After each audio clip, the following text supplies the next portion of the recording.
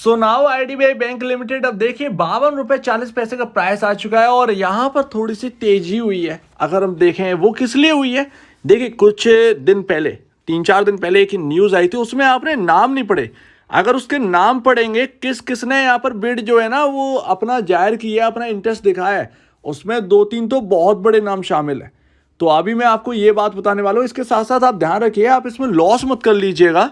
ये बात ज़रूर सुनिएगा कि अच्छी बात है प्राइवेटाइजेशन हो रहा है, लेकिन as a retail share holder यहाँ पर क्या करना चाहिए, ये अपने आप को थोड़ा सा प्रोटेक्ट करके भी रखना होगा। तो देखिए कुछ लोगों ने यहाँ पर बताया कि एट लीस्ट यहाँ पर जो है ना 5 पोटेंशियल बिडर्स यहाँ पर जो है ना उन्होंने इंटरेस्ट दिखाया है इस आईडीबीआई बैंक की स्टेक को लेने के लिए, अपने में मिलाने की कोशिश। तो देखिए सबसे पहले आपका यहाँ पर जो है ना वो बिड में सबसे पहला नाम है आपका कोटक महिंद्रा बैंक। जी हाँ, कोटक महिंद्रा बैंक जो है ना वो खरीदना चाहती है आईडीबीआई बैंक की स्टेक, जो एलआईसी और गवर्नमेंट ऑफ इंडिया की है, वो पूरी स्टेक आईडीबीआई बैंक के अंदर कोटक महिंद्रा बैंक यहाँ पर जो है ना बाई करना चाहती है। तो सबसे पहला नाम, एक बड़ा नाम जो है ना वो कोटक महिंद्रा बैंक का आ रहा है सामने। और इसके साथ साथ प्रेम वत्सा की यहाँ पर जो है ना जो बैंक है, बैक्ड बैंक है, यानी कि यहाँ पर पैसा लगा हुआ है प्रेम वत्सा का, और वो है सीएसबी बैंक। यहाँ पर सीएसबी बैंक की तरफ से भी बिड आती हुई दिखाई दे रही है। तो ये यहाँ पर ना कुछ बड़े नाम है, लेकिन सबसे बड़ा नाम जो है ना वो कोटक महिंद्रा बैंक है। इसके साथ एमिरेट्स है, एनबीडी, इसका फुल फॉर्म तो नहीं पता, लेकिन यहाँ पर ना इनकी भी बिड आती हुई दिख रही है। और 2 और है, तो यहाँ पर ना बिड आती हुई दिखी है, इसलिए यहाँ पर जो है उछाल भी आया है आईडीबीआई बैंक के अंदर। और जैसे ही यहाँ पर थोड़ा सा भी न्यूज़ अगर आती है ना, ये तुरंत ही भागने लगता है। मतलब न्यूज़ बेस तो इतना यहाँ पर जो है ना काम होता है आईडीबीआई बैंक के स्टॉक के अंदर, जितना आप सोच भी नहीं सकते। मतलब एक न्यूज़ आई, जरा सा फनक लगी, आईडीबीआई बैंक का स्टॉक यहाँ पर कहो 10% ऊपर हो जाए। लेकिन अच्छी बिड है। अगर कोटक महिंद्रा बैंक के हाथ में जाती है ये स्टेक तो अच्छी बात है, बहुत अच्छी बात है। लेकिन आगे मर्जर, क्या ये मर्जर कर देंगे कोटक महिंद्रा बैंक और आईडीबीआई बैंक का, क्या ये मर्जर कर देंगे, ये नहीं पता। लेकिन अगर ये हाथ लग गई तो कोटक महिंद्रा बैंक के लिए विन विन सिचुएशन रहेगी, बिकॉज यहाँ पर जो है ना हालत जो है ना वो काफ़ी ज़्यादा सुधर चुकी है आईडीबीआई बैंक की। और यहाँ पर अगर ये कोटक महिंद्रा बैंक करते हैं, यहाँ पर बाई करते हैं, इसको स्टेक को बाई कर लेते हैं, तो फिर विन विन सिचुएशन होगी दोनों की तरफ से। ऐसे में आईडीबीआई बैंक के शेयर होल्डर्स को क्या मिलेगा वो आगे देखने वालों को, कितना यहाँ पर जो है ना आपको बेनिफिट होने वाला है। अगर मर्जर करेंगे तो आप कोटक महिंद्रा बैंक के अंदर के आपके शेयर आपको अलॉट किए जाएंगे। लेकिन आप थोड़ा सा प्रोटेक्ट करने की बात करते हैं खुद को, तो देखिए 56,847 करोड़ रुपए का मार्केट कैप है इस कंपनी का, इस बैंक का। और 56,000 करोड़ का यहाँ पर जो है ना मार्केट कैप होना छोटी मोटी बात नहीं है। आप आईडीएफसी को देख लीजिए, आप फेडरल को देख लीजिए। और मैंने आपको डिटेल बताया था फेडरल और आईडीएफसी के बारे में। और ये ना तीसरा अगर कहें ना मिड कैप के अंदर, एक एक्चुअल में है तो ये लार्ज कैप है, लेकिन स्टार्टिंग लार्ज कैप है। अब हम लोग लार्ज कैप ज़्यादातर देखते हैं कि 1 लाख करोड़ से ऊपर के यहाँ पर जो है ना हम उन कंपनियों को लार्ज कैप कहते हैं, लेकिन असल में 20,000 करोड़ से ऊपर वाली कंपनी ना, मार्केट कैप वाली कंपनी लार्ज कैप के अंदर आती है। तो ये एक लार्ज कैप ही है। और यहाँ पर ना ये इसका मार्केट कैप आप कितना ले जाएंगे, आप इनके कंपैरिजन ना आईडीबीआई और आईडीएफसी के कंपैरिजन, आईडीबीआई के कंपैरिजन आप आईडीएफसी देखिए, आप फेडरल देखिए, तो असेट्स दोनों के पास सेम है ऑलमोस्ट। आईडीएफसी के पास थोड़ा सा आसपास है, लेकिन आईडीबीआई और फेडरल बहुत आसपास मिलते हैं। और फेडरल की वैल्यूएशन से ना ये आईडीबीआई डबल पर वर्क कर रहा है। तो आप समझिए यहाँ पर ना ये थोड़ा सा प्रोटेक्ट करने वाली बात है।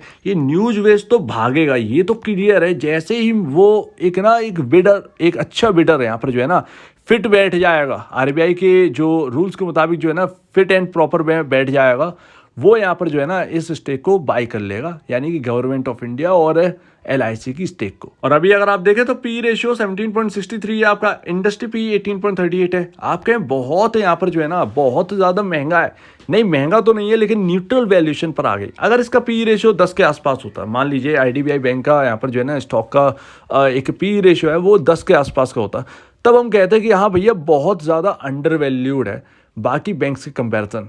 सिर्फ और सिर्फ एक अंडर वैल्यूड बैंक ना, एक सिर्फ और सिर्फ आपको मिलेगी फेडरल बैंक। इन तीनों के अंदर आईडीबीआई बैंक, आपका फेडरल, आपका आईडीएफसी, इन तीनों की कंपैरिजन अगर आप देखें तो फेडरल बैंक ज़्यादा बेहतर बैठती है। हर यहाँ पर जो है ना पैरामीटर वगैरह आप देखेंगे तो आपको फेडरल बैंक ज़्यादा बेहतर बैठती है। लेकिन यहाँ पर मेरा यही कहना है कि यहाँ पर न्यूज़ बेस्ड आप यहाँ पर जो है ना आप चलिए, लेकिन जैसे ये 70-80 के ऊपर चला है अपने आप को प्रोटेक्ट करिए, क्योंकि 70-80 के ऊपर ना ये अपने आप को एडजस्ट नहीं कर पाया। वो न्यूज़ बेस्ड है, इसके अंदर फ्लोज आ रहे होंगे, रिटेल इन्वेस्टर्स के फ्लोज हैं, वो पैसा लगा रहे होंगे, लेकिन वो पैसा वो टिका नहीं पाएगा उस स्टॉक को वहां पर, क्योंकि वैल्यूएशन जो ना वो 1 लाख करोड़ के आसपास की पहुंच जाएगी। और ऐसे कोई असेट इनके पास खास है नहीं, आईडीबीआई बैंक के पास ऐसे कोई नंबर्स इनके पास है नहीं कि 1 लाख करोड़ पर बैठ जाओ जाकर। तो यहां से अगर आप डबल की बात करें तो डबल पर बहुत बहुत मुश्किल है। 80-85 ये बहुत सही प्राइस है आईडीबीआई बैंक के यहाँ पर जो है ना। अगर हम टारगेट की बात करें, यहाँ पर 62 रुपए को जब क्रॉस करेगा ना, ये इसका हाई है। 62 रुपए को जब क्रॉस करेगा तब यहाँ पर एक अच्छी खासी मूवमेंट यहाँ पर जो है ना बनने वाली है, और वो यहाँ पर ना कहीं उसको लेके जाएगी 70-75, 85। अगर यहाँ पर ना आपका डील होने से पहले अगर 85 का ये स्टॉक हो जाता है तो फिर इसको छोड़ दीजिए किसी भी कीमत पर, ये आपके किसी काम का नहीं है। क्यों नहीं है? क्योंकि यहाँ पर जो ना वो न्यूज़ के चलते चलते यहाँ पर तेजी हो गई। जब तक वो पोटेंशियल बिडर आएगा, वो बिड यहाँ पर जो है ना उसको बाई करेगा, वो सब कुछ ना फिजल आउट हो जाना है हैवी वैल्यूएशन के चलते। वैल्यूएशन आप कहें इसकी यहाँ पर जो है ना, इसके जो एक इनकम है ना वो बहुत अच्छी है। प्रॉफिटेबिलिटी फेडरल बैंक के साथ ही मिलती है, बहुत ज़्यादा अंतर नहीं, बहुत ज़्यादा आप कहें बहुत बड़ा अंतर है, ऐसा कुछ नहीं फेडरल बैंक और आईडीबीआई में। इसीलिए दूसरे को देख कर ना, जो एक अच्छा स्टॉक है आपके सामने, उसके कंपैरिजन आप कहाँ पर हो ये देखना बहुत ज़रूरी होता है। तो हद से ज़्यादा यहाँ पर जो है ना महंगा हो जाएगा, 100 रुपये के आसपास चला गया, हद से ज़्यादा महंगा हो जाएगा, वो कहीं ना कहीं वहाँ पर करेक्शन आएगा। तो वहाँ पर अगर आप बाई करने की सोचेंगे ना, ये है बढ़ता जा रहा है जिस तरीके से, आप कहें 60 रुपये पर बाई कर लूँ, 62 रुपये बाई कर लीजिए, हाँ भाई एक ब्रेकआउट है, लेकिन 10-20% की तेजी मिले तुरंत यहाँ पर जो है निकलिए, क्योंकि वो फिर टिकेगा नहीं। मेन बात है वो टिकने वाली। वो इससे अच्छा होगा कि अगर आपको लॉन्ग टर्म में चाहिए तो आप और जगह देख लीजिए, कोई छोटा मोटा स्टॉक नहीं है आईडीबीआई, इसकी वैल्यूएशन भी बहुत हैवी हो जाएगी। ऐसे ही हुआ था फेडरल यस बैंक के अंदर है, वैल्यूएशन बहुत स्ट्रेच हो गई थी, देखिए किस तरीके से करेक्शन आया था।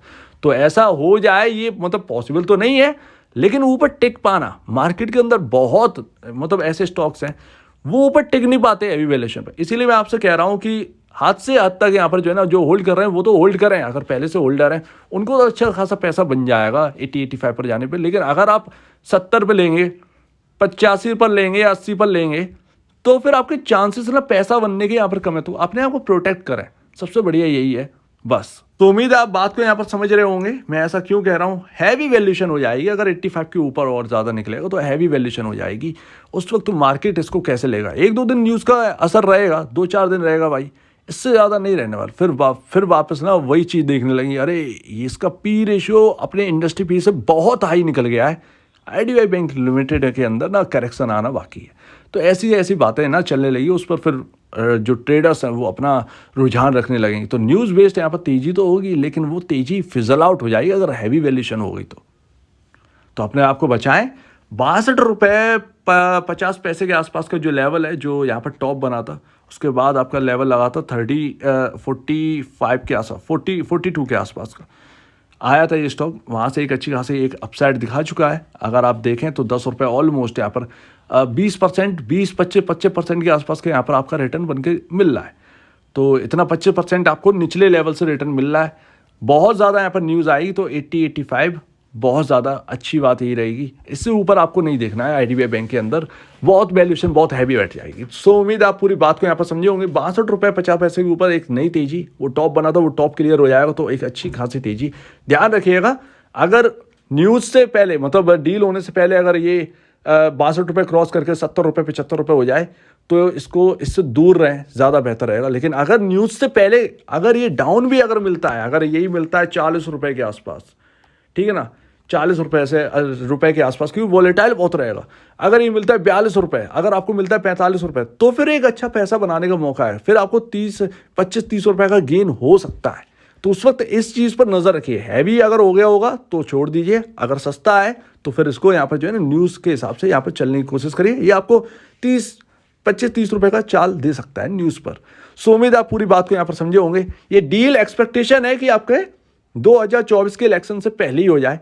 हो सकता है 2023 के जो एंडिंग है उससे पहले ही आपकी आईडीबीआई बैंक की डील हो जाए, पॉसिबल यही है। अदरवाइज यहाँ पर इलेक्शन के टाइम ना काम अटक जाएगा आईडीबीआई बैंक का, और फिर वो प्राइवेटाइजेशन वो इलेक्शन के बाद ही कहीं ना कहीं हो पाएगा, तो फिर उसमें देरी हो जाए, तो उसमें फिर से फिजल आउट हो जाएगी सारी चीज़ें, न्यूज़ ठंडी पड़ जाएगी, स्टॉक भी ठंडा पड़ जाएगा, तो वही सारी चीज़ें आ जाती। तो अभी देखते हैं इस पर, न्यूज़ पर यहाँ पर जो है ना नज़र रखिए। अगर आप होल्ड कर रहे हैं, नए लोग यहाँ पर एंट्री कर सकते हैं कि नहीं कर सकते, कर सकते हैं, इसमें कोई बड़ी बात नहीं है। लेकिन यहाँ पर ना अगर आप देखें अगर यहाँ पर ना इस तरीके से अगर ये थोड़ा सा 52 रुपये 40 पैसे 53-54 रुपये के ऊपर यहाँ पर चलना स्टार्ट कर दे तो फिर अच्छा रहेगा।